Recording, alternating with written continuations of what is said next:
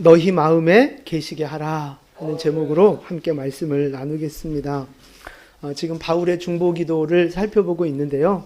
지난주에는 성령으로 속사람을 강건하게 하라 하는 기도의 내용을 살펴봤고요. 이제 오늘은 17절 말씀입니다. 그리스도께서 우리의 마음 가운데 계시기를 기도하는 내용인데요. 우리 먼저 17절 중간까지만 17절 같이 읽습니다. 믿음으로 말미암아 그리스도께서 너희 마음에 계시게 하시옵고, 거기까지요. 바울의 두 번째 기도입니다. 지금 무슨 기도를 하고 있어요?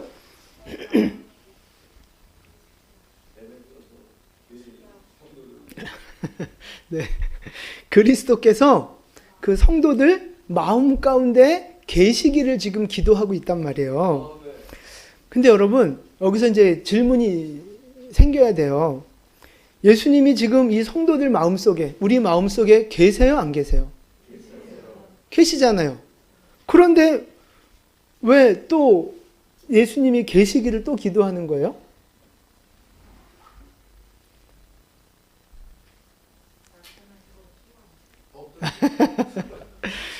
고린도전서 3장 16절 말씀을 우리 함께 봉독하겠습니다.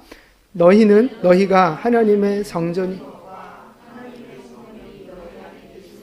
알지 못하느냐. 아멘. 그러니까 예수님을 영접한 사람은요, 이미 그 안에 성령님이 계시다고요. 그래서 우리 몸을 향해 뭐라고 말씀하고 계세요? 성전이다. 성령님이 거하시는 성전이다. 이미 그렇게 말씀하고 계세요. 근데 이미 계신데 왜 또 계시기를 기도하느냐? 혹시 성령님이, 예수님이 잠깐 나가실 수도 있지 않나요? 우리가 은혜 받고 순종하면 예수님이 충만하게 계시다가 우리가 죄 짓고 불순종하면 잠깐 예수님이 나가시고 또 잘하면 다시 들어오시고, 하나님이 우리 마음속에서 들어갔다 나갔다가 이렇게 왔다 갔다 하시는 건가요? 아니죠. 절대 그렇지 않습니다.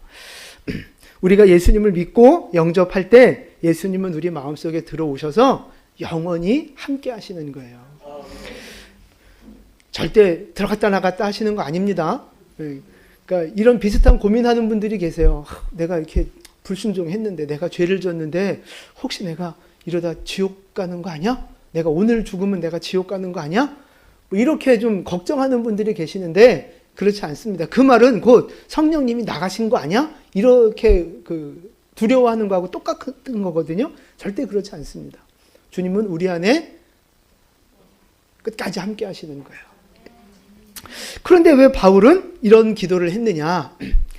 여기서 계시게 하시옵고, 이 계신다는 말의 의미가 두 가지가 있는데요. 첫 번째는요, 화면을 보시면 나그네처럼 잠깐 머무르다가 간다고 하는 뜻이 하나 있고, 또 하나는 정착해서 그냥 거기에서 사는 거죠. 영원히 거주한다는 의미가 있는데, 요 계신다고 하는 두 가지 의미 중에 오늘 바울이 지금 말하는 건 몇 번을 말하는 거겠어요? 그렇죠. 두 번째, 2번을 말하는 거예요. 성령님이 잠깐 왔다 가시는 거 아니고요. 한 번 오시면 정착하시는 거예요. 거주해 계시는 거예요. 다시 떠나지 않으시는 거죠. 원래 하나님은 우리 가운데 한번 들어오시면 영원히 계시는 분이에요. 바울이 몰라서, 성도들이 몰라서, 바울이 몰라서 지금 이런 기도를 하는 게 아니란 말이죠. 이미 거주하고 있는데 왜 또 그러면 영원히 거주해달라는 그런 기도를 하고 있는 걸까요?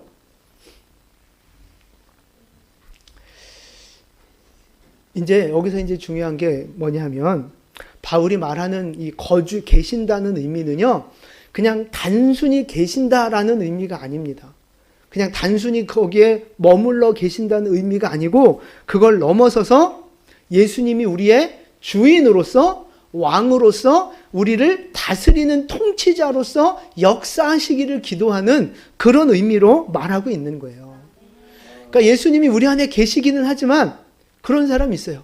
예수님이 계신 듯 안 계신 듯, 마치 예수님이 안 계신 것처럼 믿음 생활하는 사람들이 있단 말이죠. 그런 믿음 말고 예수님이 우리의 주인 되셔서 능력 있게 역사하시고 우리를 이끌어 가시는 그런 왕으로서 권능으로 역사하시는 그런 믿음이 되도록 지금 기도하고 있다는 거예요. 완전히 그 의미가 다른 거예요. 예수님이 똑같이 계시긴 하는데 어떤 모습으로 계시느냐가 완전 다른 겁니다. 갈라디아서 2장 20절 말씀인데요. 우리 함께 봉독합니다. 내가 그리스도와 함께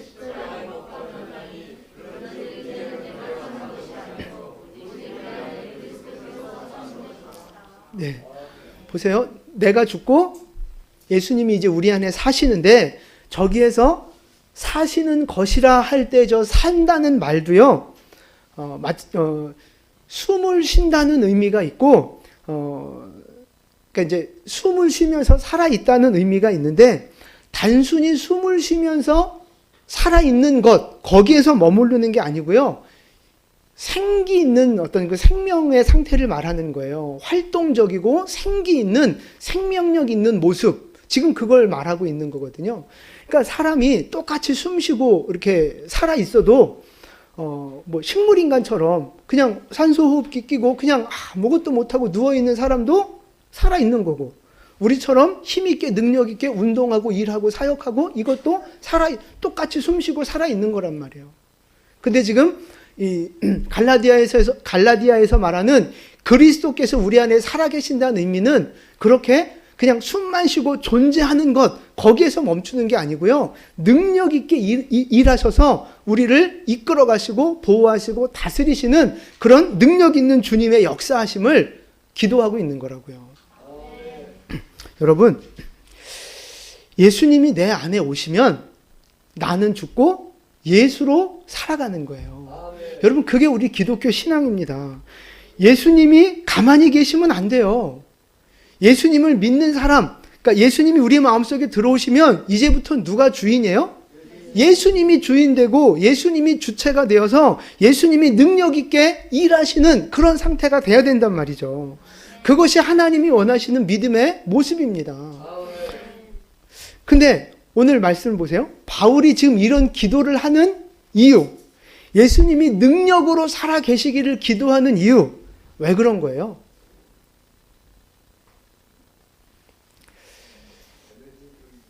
쉽게 말해서 민집사님이 손집사님한테 아우 좀 그만 먹어, 좀 조절 좀 해 그러신다. 왜 그런 얘기를 해요? 그죠? 이제 양 이상을 먹으니까 많이 드시니까 좀 그만 먹어, 조절해, 이제 이렇게 말씀하시는 거라고요.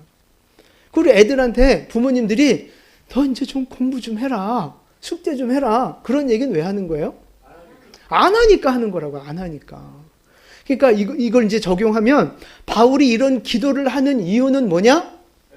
에베소 교회, 그죠? 성도들 안에 예수님을 믿고 예수님이 그들 안에 계시기는 하지만 무슨 문제가 있는 거예요? 그죠? 예수님이 그냥 있는 듯 없는 듯 계시기만 하고 능력 있게 역사하지 않는 그런 죽은 것과 같은 신앙의 모습들이 있기 때문에 그렇게 기도하는 거예요. 예수님이 계시긴 하지만 아무 일도 하지 않으시고 아무 역사도 일으키지 않으시고 그냥 가만히 숨만 쉬고 계시는 것 같은 그런 믿음. 성도들 중에 이제 이런 믿음 가진 사람들이 종종 있어요. 그럼 여러분, 예수님이 계시기는 하는데 예수님이 그냥 존재하기만 하시는 거예요. 그런 믿음을 가진 성도는 어떤 모습으로 신앙생활 할까요? 무기력한 거예요. 무기력하고 무능력하고 무익한 존재로 살아가는 거예요. 하나님을 향한 사랑도 없고 열정도 없고 그냥 왔다리 갔다리 교회 그냥 출석하는 것으로 만족하는 사람. 신앙의 기쁨 없어요.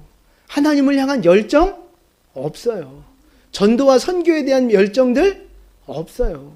헌신에 대한 마음들 없어요. 없어요. 그냥 편하게 왔다 갔다 종교 생활하는 거죠. 또 뭐는 달래요? 복은 달래요. 또 복은 달래. 그러다가 고난이 오고 문제가 오면 삐지고 낙심하고 원망하고 나 교회 안 나가 이제 뭐 이러고 기도 안 해 그러고. 그게 바로 예수님을 믿긴 믿어요. 구원은 받았어요. 근데 예수님이 그 안에서 전혀 그냥 무능하게 계신 그런 신앙의 모습들이 이렇게 드러난다는 거죠. 우리 계시록 말씀 하나 볼게요. 계시록 3장 20절 말씀 같이 봉독합니다.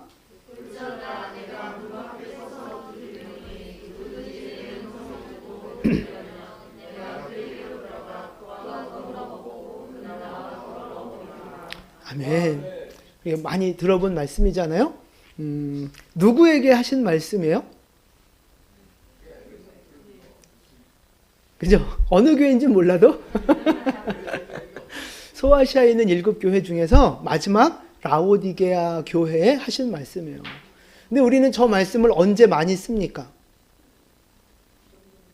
전도할 때 예수 아직 믿지 않는 분들에게 이렇게 복음을 제시하면서 전하는 말씀 중에 저게 많이 쓰인다고요. 근데 여러분 잘 보세요. 지금 하나님이 저 말씀을 불신자한테 하고 있는 거예요? 교회한테 하고 있는 거예요? 교회한테 하고 있는 거라고요. 다시 말해서 믿는 사람들에게 지금 저 말씀을 하고 계시는 거예요. 보세요. 지금 예수님이 교회를 향해서, 믿는 사람들을 향해서 지금 뭐 하고 계셔요? 두드리고 계신다고요. 두드리고. 예수님이 지금 그들의 마음의 문을 두드리고 계셔요. 아니, 이 교회면 이미 예수님이 안에 들어와 계셔야 되는 거 아니에요? 성도면 이미 예수님이 그 안에 계신 거잖아요. 그런데 왜 예수님이 밖에서 문을 두드리고 계세요?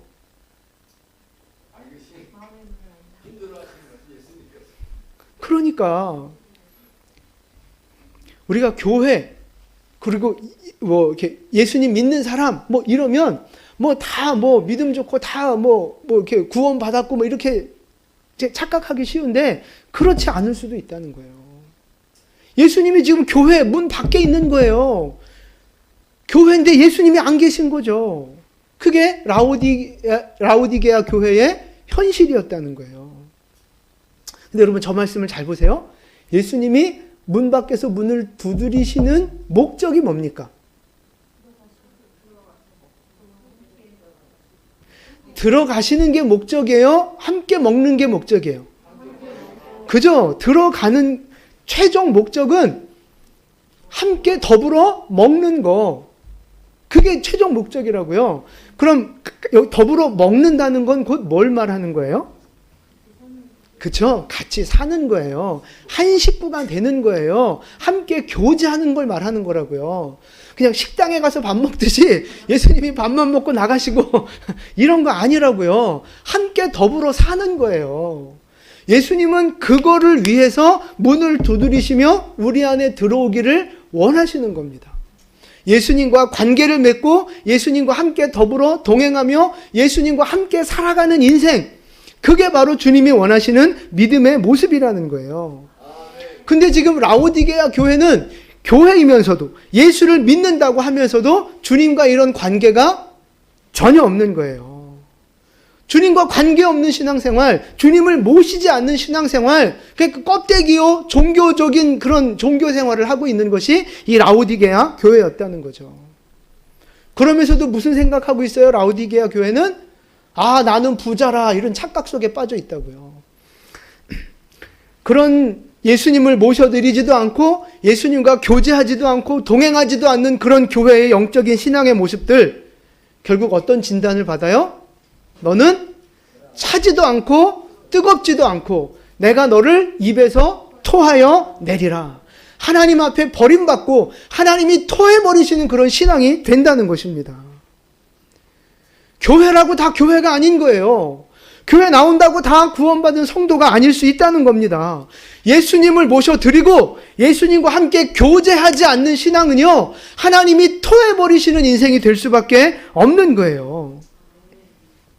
예수님이 주인으로 역사하지 않고 주님과 우리가 날마다 교제하지 않으면 교회 같지만 교회 같지 않은 교회, 성도지만 성도 같지 않은 모습으로 결국은 주님의 나라에서 끊어질 수도 있다는 것입니다.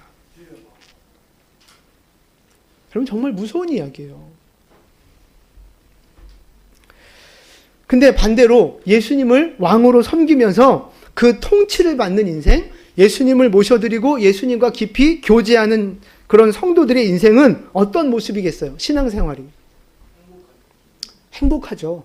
기쁨이 있죠. 하나님을 예배하는 것이 기쁨이고 하나님과 말씀과 기도로 교제하는 것이 기쁨이고 그것을 통해서 힘을 얻고 능력을 얻고 말씀이 궁금해지고 하나님을 더 알아가고 싶고 그 하나님으로부터 받는 사랑이 크고 감사해서 그것이 또 이웃에게까지 흘러가는, 그래서 복음을 전하고 섬김의 사명을 감당하는 그런 신앙의 모습이 되어지는 거죠. 그게 바로 예수님을 주인으로 모셔드리고 주님과 교제하는 성도들의 신앙의 모습이라는 거예요. 그리고 더 나아가서 그런 신앙을 가진 사람들은요, 뭐가 변하느냐? 결국 삶이 변합니다. 생각이 변하고 삶이 변하고 라이프 스타일이 바뀌어지는 거예요. 그러니까 우리가 예수를 믿으면서도 시간 관리 못하는 사람 많습니다. 물질 관리 못하는 사람 많아요. 그냥 자기가 이 시간의 주인이고 자기가 이 날들의 주인이야. 그래서 자기가 그냥 자고 싶으면 자고 놀고 싶으면 놀고 자기가 하고 싶은 대로 시간을 낭비해버리는 사람.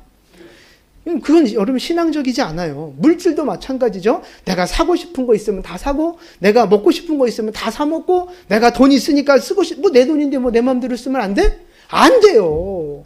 그게 왜 네 돈이야? 하나님 돈이지. 시간도 물질도 다 하나님 거예요. 그래서 시간을 쓰는 것도 물질을 쓰는 것도 하나님의 다스림 안에 있어야 된단 말이죠. 삶이 바뀌어지는 거예요. 삶이 바뀌어지는 거. 예수님과 교제하고 동행하는 사람은요, 그렇게 구체적인 삶의 모습이 바뀌어지는 거예요. 보세요. 우리의 시간 속에 하나님이 개입하시고, 우리의 물질을 쓰는데 하나님이 다스리시기 시작하면, 결국 우리의 뭐가 바뀌는 거예요? 생활이 바뀌는 거예요. 습관이 바뀌어지는 거라고요. 그러면서 지난주 말씀드렸던 거룩한 습관들이 만들어져 가는 거예요. 그러니까 제대로 신앙생활을 하면 인생은 바뀌게 돼 있습니다. 생각이 바뀌고 어떤 그 생활의 패턴들이 바뀌고 가치관이 바뀌어지는 게 정상이란 말이죠. 근데 거꾸로 예수를 믿고 교회를 다니는데도 그의 인생이 바뀌어지지 않으면 그거는 가짜라는 거예요. 가짜. 예수님을 믿는다고는 하지만 실제 예수님이 내 마음에 들어와는 계시겠죠. 그런데 뭐 하고 계세요? 예수님이 저 구석탱이에 찌그러져 갖고 언제 날 불러주나, 언제 나한테 기도하나, 그러시면서 그냥 숨만 쉬고 계시는 거라고요. 그럼요.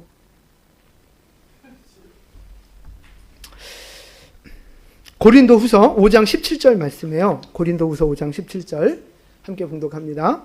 그런즉 누구든지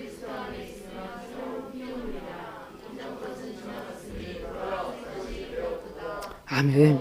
누구든지 그리스도 안에 있으면 새로운 존재가 되는 거예요. 새로운 존재가. 그래서 이전 것은 지나갔으니 보라 새 것이 되었도다. 새로운 존재. 그러니까 우리가 영적인 신분이 죄의 종에서 죄의 노예에서 하나님의 자녀로 이 영적인 신분이 변하는 것, 그건 당연한 거고요. 그것뿐만이 아니라 실제 우리의 삶 속에서 우리가 새로운 삶을 살게 된다는 것까지 포함하고 있는 거라고요.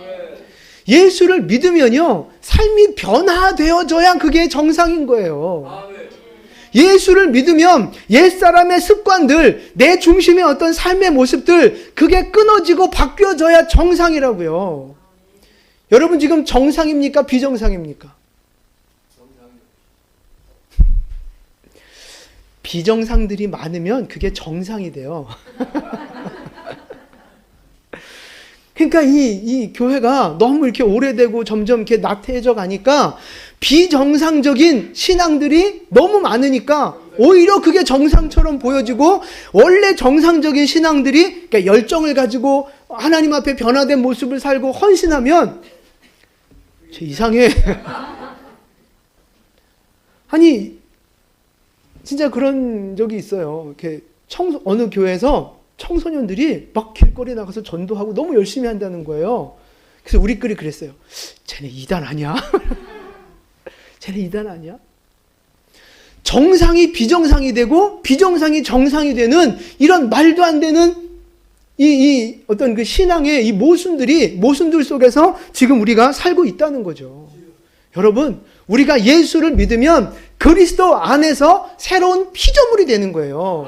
영적으로만 바뀌어지는 게 아니고 우리의 삶이 바뀌어져야 되는 겁니다. 언어가 바뀌어야 되고요. 생활 습관이 바뀌어져야 되는 거예요.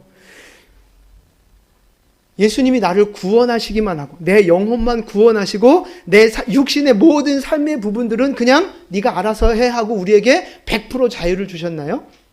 아니란 말입니다. 내 몸도 내가 함부로 할 수 없는 거예요. 내 시간도 내 물질도 다 하나님의 것입니다.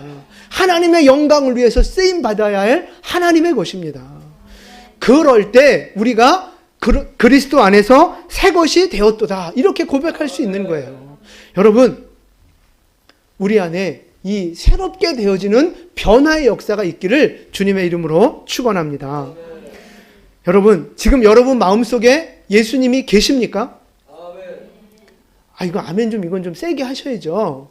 지금 여러분 마음 가운데 예수님 계세요? 아멘. 당연히 계시죠. 아멘입니다. 여기서 아멘 못 하시면 저 구원의 확신 저랑 다시 하셔야 돼요.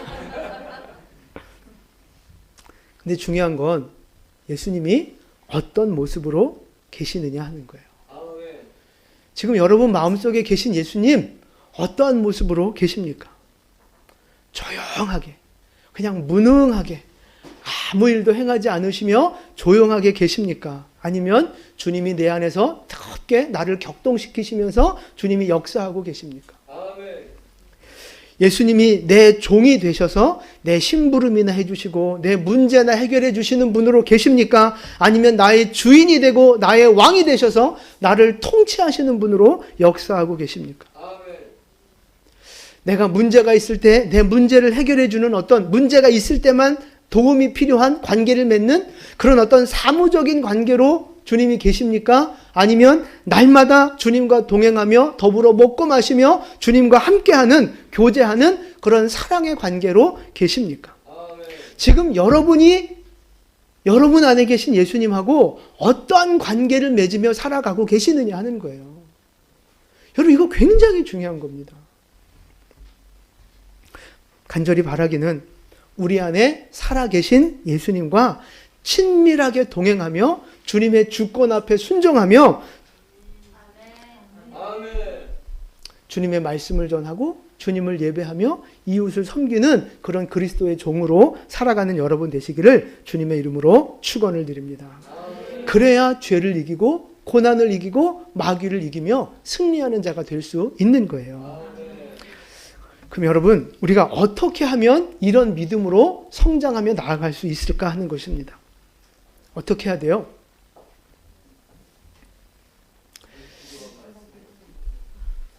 그러면 대부분 다 맞아요. 정답이에요. 근데 이제 오늘 말씀을 중심으로 보시면 믿음이 필요한 거예요. 믿음이. 17절 보세요. 믿음으로 말미암아 그리스도께서 너희 마음에 계시게 하라는 거예요. 그러니까 그리스도께서 우리 안에 살아 역사하시는 분으로 계시려면 뭐가 필요한 거예요? 믿음이 필요한 거라고. 믿음. 예수님이 우리 안에 들어오시는 것도 처음에 믿음으로 들어오시는 거고요. 믿음으로 시작이 되는 거죠. 우리의 신앙이. 그 다음에 우리 마음속에 들어오셔서 능력 있게 역사하시는 것도 믿음으로 역사하시는 거라고요. 믿음이 필요한 거예요. 그러니까 이제 예수님이 우리 마음속에 들어오신다 그러면 좀 재밌는 상상을 하시는 분들도 있어요. 이렇게 수염을 멋지게 기르신 할아버지 같은 예수님이 진짜 우리 마음속으로 이렇게 들어오시는 것처럼 그런 이미지로 이렇게 생각하실 수도 있는데 여러분 그거 아닙니다. 예수님이 우리 마음속에 오시고 계시는데 어떤 모습으로 오시는 거예요? 영으로 오시죠. 성령으로 오신다고요. 그리고 또 하나가 말씀으로 오시는 거예요. 말씀으로. 그러니까 예수님이 내 안에 오신다. 내 안에 계신다. 이 말은요. 성령이 계신다. 말씀으로 임하신다. 그렇게 여러분이 해석하셔야 된다는 거예요. 그래서 예수님이 우리 안에 계시게 하라. 이 말씀은요. 곧 그 말씀을 믿음으로 받아들이라는 거예요. 말씀을 믿음으로 받아들여서 그 말씀이 우리 안에 역사하도록, 그 말씀이 우리 안에 살아있도록 하라. 그렇게 이해하시면 좋을 것 같아요. 히브리서 4장 2절 말씀이에요. 히브리서 4장 2절 우리 함께 봉독하겠습니다. 그들과 같이 우리도 복음 전함을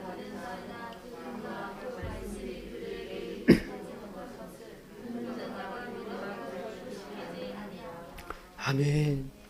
저기서 말하는 그들은요, 이스라엘 백성들을 말하는 거예요. 애굽에 있던 이스라엘 백성들을 하나님이 약속의 말씀을 주셔서 광야로 이제 이끌어내시잖아요. 근데 그때 하나님이 주신 약속의 말씀들이 목적지가 어디라고 말씀하신 거예요? 가나안 땅이라고 분명히 말씀하셨어요. 그럼 이스라엘 백성들이 그거를 믿었어요, 안 믿었어요? 믿었죠.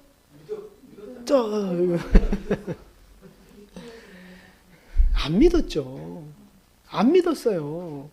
물론 뭐 믿은 사람도 있겠지만 전체적인 큰 그림에서 믿지 않았다고요. 지금 저 말씀이 그걸 얘기하는 거예요. 말씀을 받았지만 믿음으로 결합시키지 않았다는 거예요. 그러니까 그러니까 툭하면 뭐 이렇게 좀 힘들고 뭐 이렇게 좀 안 좋은 일 생기면 애굽이 좋았는데 애굽으로 돌아갈 걸 이러면서 자꾸 모세한테 개기고 반항하고 반역하고 막 그러잖아요. 하나님이 분명히 말씀을 주셨어요. 그럼 그거를 진짜 믿었다면 죽어도 머리 들이밀고 가나안 땅으로 갈 줄로 믿고 뭐 했어요? 순종했겠죠. 그런데 믿지를 않으니까 뭘로 연결이 안 돼요? 순종으로 연결이 안 되는 거예요. 그래서 지금 저 히브리서 기자가 그렇게 말씀하시는 거예요. 말씀을 받으면 말씀을 뭐랑 결부시켜야 된다고요? 믿음으로. 그 이스라엘 백성들처럼 우리도 함께 복음을 받은 자다. 말씀을 받은 자다. 그런데 그들은 그 말씀을 믿음과 연결시키지 않았고 우리는 믿음과 연결시켰고 그 차이가 있다. 지금 그걸 말씀하고 계시는 거라고요. 말씀이 우리에게 임하시면 그 말씀을 믿음으로 붙잡는 거예요. 그 말씀을 내 믿음으로 탁 붙잡아서 그러면 그 다음에 내가 뭘 하게 돼요?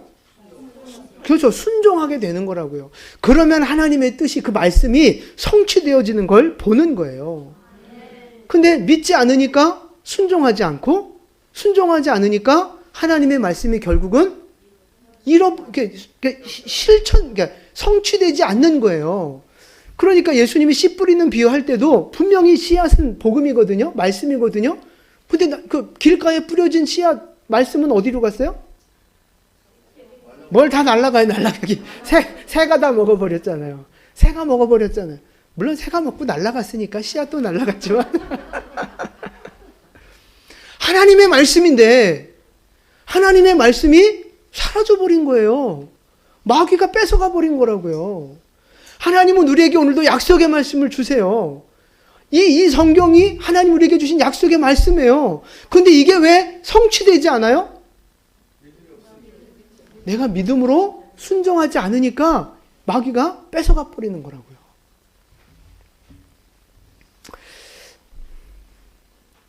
그러니까 말씀을 내가 믿음으로 받지 않으면 그 말씀은 어떤 말씀이에요? 그냥 죽은 말씀. 그냥 이론일 뿐이고 듣기 좋은 말뿐이고 그냥 지식일 뿐인 거예요. 지식인 말씀, 그냥 죽은 말씀, 머리로만 아는 말씀, 그렇게 되는 거죠. 그러면 그 말씀은요, 아무런 능력도 아무런 역사도 만들어내지 못한다는 거예요. 우리도 마찬가지라는 거예요. 똑같은 교회에서 똑같은 성경을 가지고 똑같은 말씀을 듣습니다. 그런데 이 말씀이 선포될 때, 그리고 여러분들이 큐티할 때 이 말씀을 내게 주시는 말씀으로 받는 사람이 있고 그냥 한 귀로 듣고 한 귀로 흘려버리는 사람들이 있다는 거예요. 근데 말씀을 들을 때 믿음으로 결합시키는 사람, 말씀을 믿음으로 받는 사람은요, 결국은 그 말씀을 경험하게 되는 거예요. 그 말씀은 살아있는 말씀이거든요. 그 말씀을 붙잡고 믿음으로 기도할 거거든요. 그럼 그 말씀이 우리 안에 살아있어서 우리의 삶을 축복으로, 기적으로, 능력으로 이끌고 가는 거예요. 근데 말씀을 믿음으로 받지 않으면 그냥 죽은 말씀이 되는 거예요. 아무런 변화도 아무런 기적도 우리에게 보여주지 못하는 거죠. 여러분, 하나님의 말씀을 읽을 때, 들을 때, 묵상하실 때 그 말씀을 믿음으로 결합하는 여러분 되시기를 축복합니다. 말씀을 믿음으로 받으세요. 믿음으로. 말씀을 진짜 믿음으로 받는지, 한 귀로 듣고 그냥 한 귀로 흘려버리는지 어떻게 아는 줄 아세요? 네?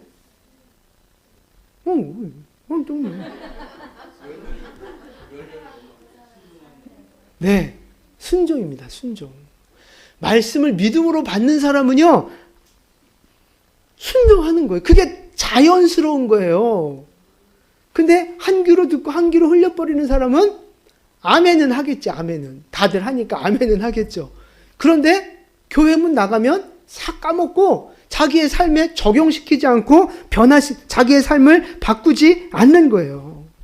변화가 없는 거예요. 변화가. 그러니까 말씀을 믿음으로 받느냐 아니냐는, 마음은 하나님이 다 아시겠지만 진짜 믿음으로 받았느냐 아니냐는 그의 삶이 바뀌느냐, 그의 삶이 말씀대로 순종하며 변하고 있느냐, 그걸 보면 알 수 있는 거라고요. 그래서 여러분, 지금 여러분은 말씀을 믿음으로 받고 계십니까? 아니면 그냥 믿음으로 안 받으십니까? 간절히 바라기는 하나님의 말씀을 믿음으로 받아 순종하는 여러분 되시기를 축복합니다. 진짜 말씀을 믿음으로 받아서 순종까지 나아가시기를 축복합니다. 그러면 우리에게 주신 말씀이, 이 기록된 말씀이 우리에게 생명이 되고 능력이 되고 축복이 되고 기적이 될 줄로 믿습니다. 우리의 삶에 진정한 변화들이 나타나게 될 줄로 믿습니다. 그렇게 되면 이 말씀이 예수님이시잖아요. 그러니까 예수님이 승리하셨던 것처럼 우리도 승리하게 되는 거예요. 예수님이 하나님의 기쁨이 되고 기적과 축복의 통로로 쓰임 받았던 것처럼 우리도 그런 동일한 하나님의 역사에 동참하게 되는 줄로 믿습니다. 여러분, 말씀을 믿음으로 받으십시오. 그리고 그 말씀에 순종하십시오. 하나라도 조금이라도 우리의 삶을 바꿔 나가실 수 있기를 축복합니다.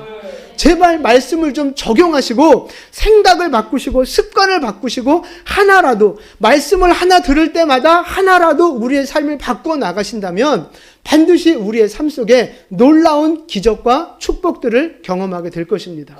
하나님의 말씀이 이래서 살아있구나라는 걸 경험하게 될 거예요.